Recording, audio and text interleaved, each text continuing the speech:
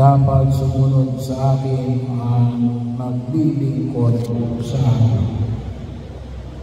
Bahagi yun kung saan ay nawa, higit natin nakita. So si Hinaro, ito po ay miyembro ng Holy Name Society. Kami yung pesa ng Holy Name ay pinagdiriwang natin na January 3. So bahagi yun. Pagkakataon na kung saan ay ipinamamahayag natin ang dakilang pangalan ng Diyos at dapat maging bahagi ng ating pagkilos ang tinatawag po natin pangalan na ito ng Diyos. At pagkakataon na kung saan ay nawa kalimitan sinasabi ko sa mga naglilingkod. Hindi ko na inabutan si Hinaro. Bahagi yun. Pero sa mga naglilingkod sa akin, ang kalimitan sinasabi ko ay dapat ay tayo ay hindi lamang tayo dapat naglilingkod. Dapat tayo ay hindi lamang sa magandang ginagawa tayo. Kung sa to, nakikita lamang natin ang ating paglilingkod bilang bahagi ng mayroong pagkilos, may activity. Bagamat nakatutulong, kasi kapag walang activity yung organisasyon, ay hindi sila magkasama-sama. Pero sabi nga natin, yung mismong activity natin yung mismong relasyon natin sa Diyos, nawa makita ko natin, sapagkat yun talaga yung pinanggagalingan natin ng lahat ng ating pagkilos. Yung alin, yung pakipag-ugnayan natin sa Diyos at sa bawat isa. Yun ang hingin natin sana mapahalaga. At kapag tayo naglilingkod, dapat ay pinalalalim din yung ating pananampalataya. Lalo tayo nagiging mabait. Well, mabait na tayo, pero lalo naman tayo pinababait. At sana hindi natin pakinabangan yung biyaya na pinagkaloob ng Diyos sa atin, lalo-lalo na sa mga pagtanggap natin ng mga sakramento.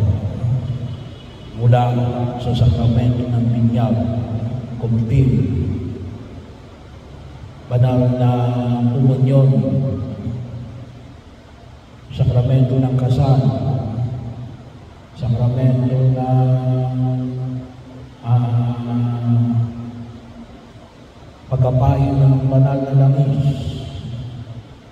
Bagamat hindi naman lahat ay makapagpapari. Pero bahagi yung kung saan nakita ko namin na ito, lalong-lalo naman yung sakramento ng kumpisa at yung sakramento ng pagkapain ng banal na langis. Huwag ko kayong mahiya na magpatawag ng paring para mapahiran ng Santo Odio, sapagkat yun ang kalimitang pinamamanig natin na pagpapatibay na sabi na natin na nais kong makasama ang Diyos. Kasi yun ang sinabi niyo sa Ebanghelyo, naglilingkod sa akin ay sumusunod sa akin. Kaya bahagi ko ng pagkilala. At yun yung maliwanag na pagkilos.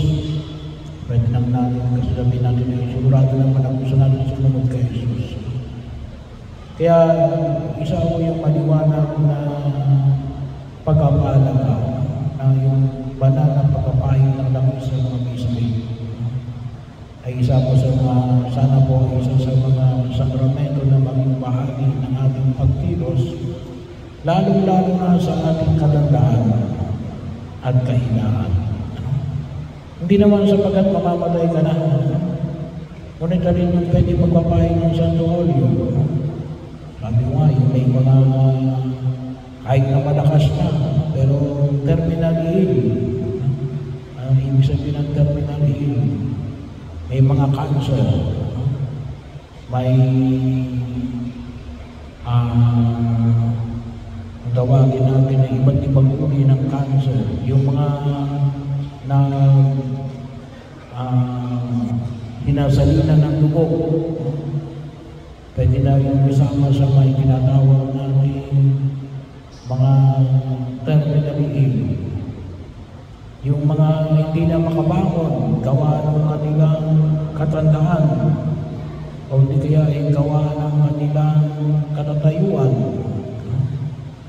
Meron ibang bata pa, pero hindi na kayang bumangon, hindi na kayang maglakad, hindi na kayang tumayo ng mahaba. Ay pwede na rin yung magpapahin ng langis sa may sakit. At kung ito sino, ay pwede ulit-ulitin yun. Hindi lang isa. Yung iba nga ako ay napupuntahan ko, hindi lamang yearly, kung ilang beses sa loob ng isang taon. Well, of course, hindi yung iba na kung tawagin natin, talagang masasabi natin na pwede naman o yun kapag nag-iingalo na, kaya lang pag tumingin mo sa nag-iingalo na. Kaya minsan iba, sinasabi ng iba na huwag kayo magkapahin na lang isa si mamamatay na kasi nga, pag alis ka ng pari, ay patay na. Eh bakit? Pinatawag yung nag-iingalo na eh. Pero yun naman yung bahagi na kung saan huwag natin kalimutan.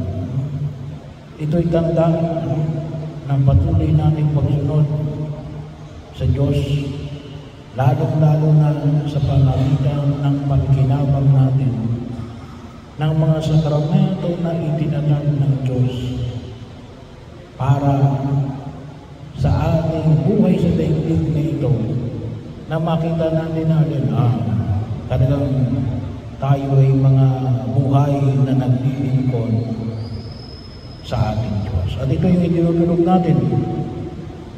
Nawa ay mapakinabangan ni Inaro ay inihatid natin ngayon sa kanyang uling ng tunang.